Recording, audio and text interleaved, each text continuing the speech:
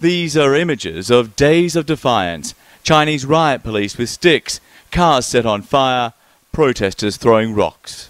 Foreign journalists are not free to travel to Tibet, so information is scarce.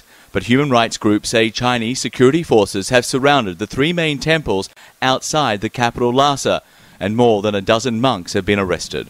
In the morning, when the monks from the Rinpoche temple on the north side of Lhasa, they started a peaceful demonstration, and they were blocked by the People's Armed Police. Later on, a scuffle started between the police and the monks. And eventually, they were joined by bystanders. And the protests are spreading. This is Gansu province, home to a large number of Tibetans. Activists say about 2,000 demonstrators risked jail to fly the Tibetan flag while calling for an independent Tibet. And this has been the nightmare scenario for China for some 20 years. They've been trying to avoid protests triggering off major unrest among lay people. By some accounts, the demonstrations in Lhasa are every bit as violent as 20 years ago, when Buddhist monks clashed with Chinese troops.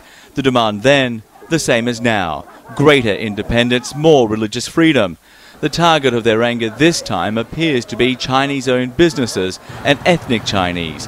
Hundreds of thousands of people moved into Tibet by the Chinese government.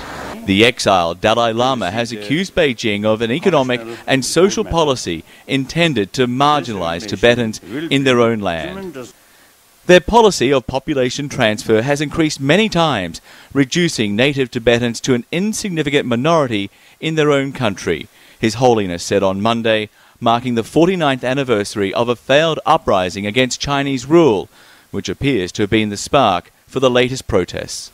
The protests are clearly an attempt to embarrass the Chinese government ahead of the Summer Olympics.